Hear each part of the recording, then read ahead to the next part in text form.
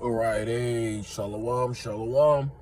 First and foremost, I want to give all praises to Yahweh, Bahashem, Yahweh Shai, Bahashem, Rakah, Kadash. Double honors to the elders and apostles of Great Millstone who teach and rule well and who also taught me this truth.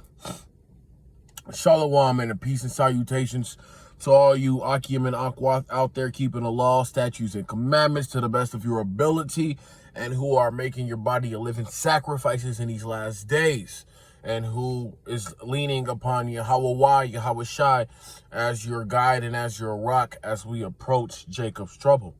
This is your bro Debakia coming back to you again with another lesson. And this lesson will be titled The Majesty of YAHAWAH. Okay, I'm in the book of Nahum, which is in the Old Testament, and hopefully you're edified through the Spirit. All right, let's get into it. This is the book of Nahum, chapter 1 and verse 1. The burden of Nineveh, the book of the vision of Nahum, the Elkoshite. Salakia, a little bit under the weather, sinuses, allergies, y'all know how it goes.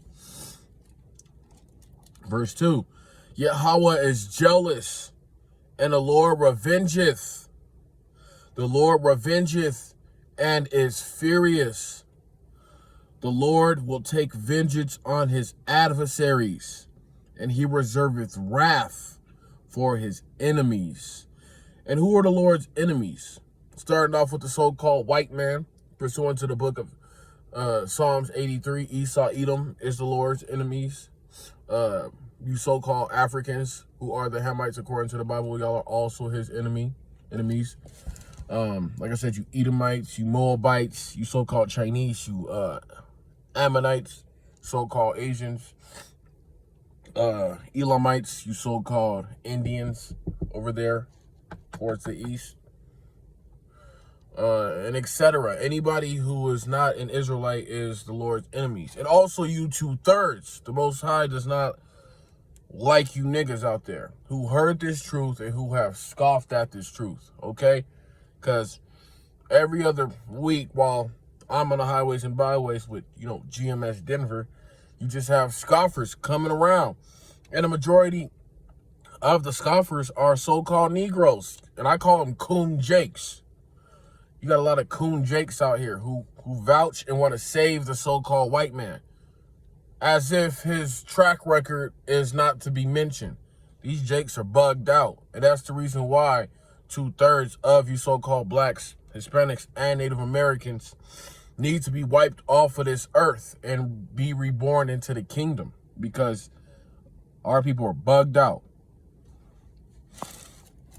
Nahum chapter 1 and verse 2 again. Yahweh is jealous, and the Lord revengeth. The Lord revengeth and is furious. So Yahweh is furious, especially in these last days. That's why you see judgment pouring out all over the place. Yahweh Shai is not playing anymore. In the previous generations, he wasn't playing. But specifically for this generation, because wickedness has reached an all-time high. Guess what? Yahweh and his angels, which are those UFOs in the sky, the so-called UFOs, are actually chariots, according to the Bible. And they're recording everything, whether it be good or whether it be evil. They see all this wickedness too, and they report all that back to Yahweh. Yahweh is jealous, and the Lord revengeth. The Lord revengeth and is furious. The Lord will take vengeance on his adversaries, and he reserveth wrath for his enemies. So that's a precept. Let's go to the book of Exodus chapter 20 and verse 5. Let's get that.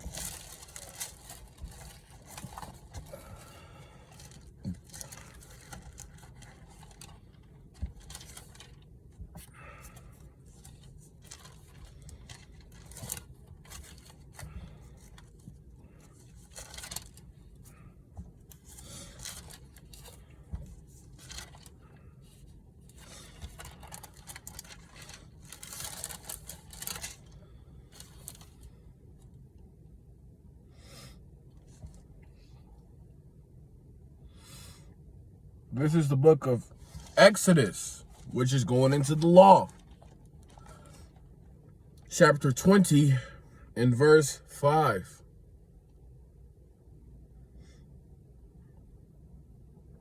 Thou shalt not bow down thyself to them, nor serve them. For I, the Lord Yahweh, thy power, am a jealous power, visiting the iniquity of the fathers upon the children until the third and fourth generation of them that hate me. All right?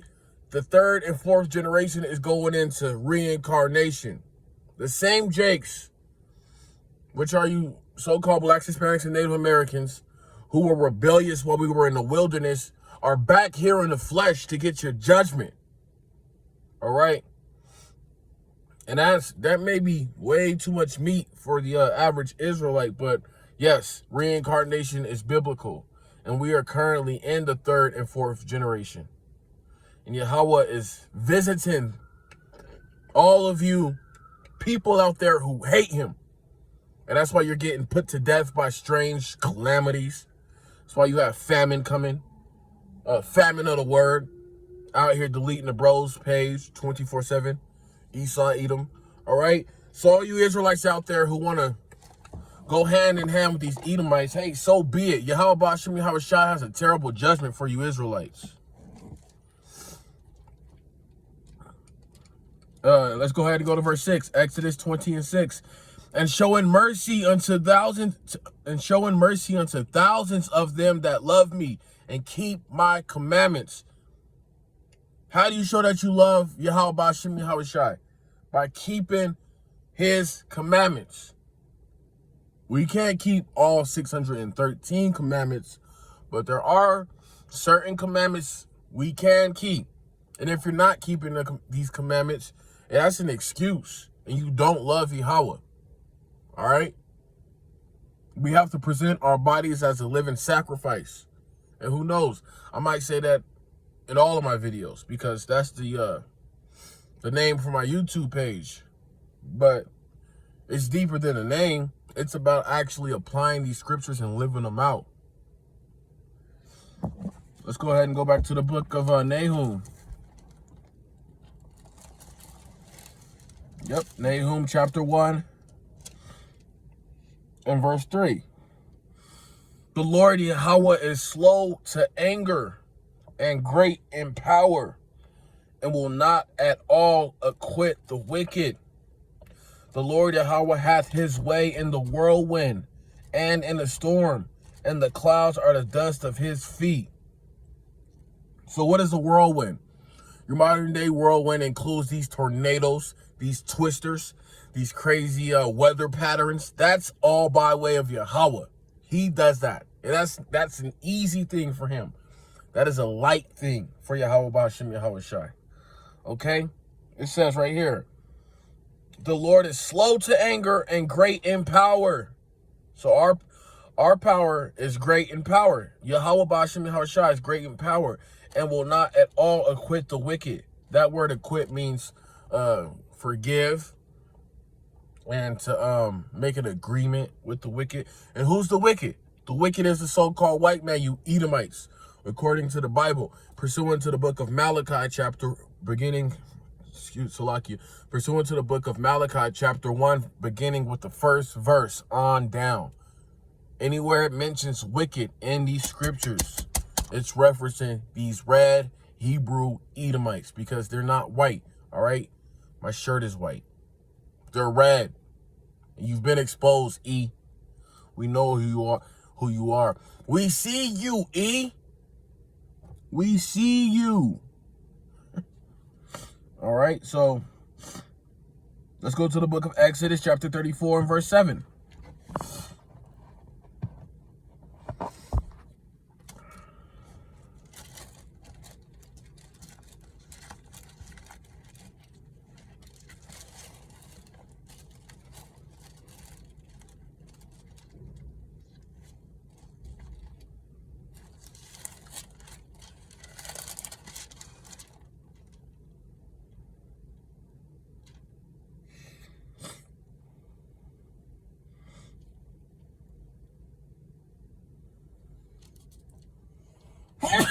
Excuse me. Oh, gosh. Okay. This is the book of Exodus, chapter 34, and let's start at verse 5. And the Lord, Yahweh, descended in the cloud and stood with him there. This is what Moses saw and what he witnessed while he was on Mount Sinai, or Sinai. And the Lord descended in the cloud and stood with him there and proclaimed the name of the Lord. So all you Israelites out there who say the name don't matter, why is Moses, our forefather, why is he receiving the name? All right?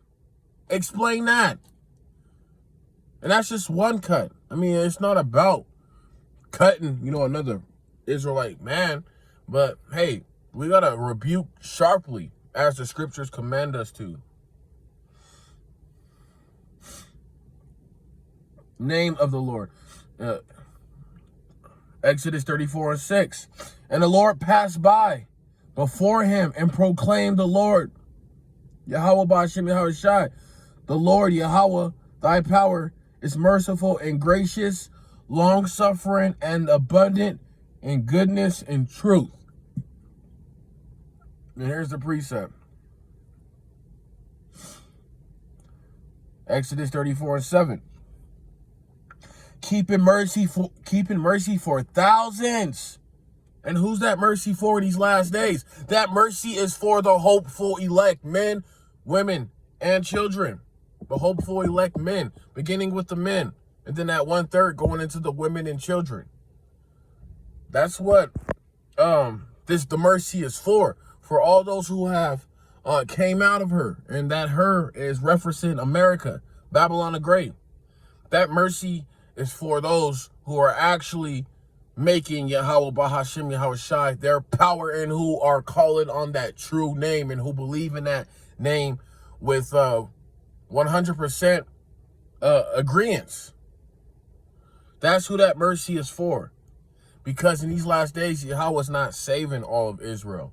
And you tell Israel that, and they get mad and offended, because that's how Jake is. Exodus 34 and 7 again. Keeping mercy for thousands, forgiving iniquity and transgression and sin, and that will by no means clear the guilty, visiting the iniquity of the fathers upon the children and upon the children's children unto the 3rd and 4th generation. So if you're a scoffing ass nigga, guess what? That's your lot. You're meant to be a scoffing ass nigga. If you're an Israelite who woke up and hit these highways and byways, guess what? That's your lot. You're meant to be on the highways and byways. If you're a humble sister out there who's repented and you follow the true doctrine, guess what? You're back in your lot, because you're meant to be in that position in these last days. And them same scoffing ass niggas who put Yahawashi to death are back too. And they will receive their judgment.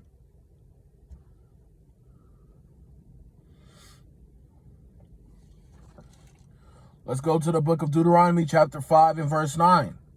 And we're just, aligning everything with precept upon precept. That's how we're supposed to read this Bible. Deuteronomy, chapter 5 and verse 9.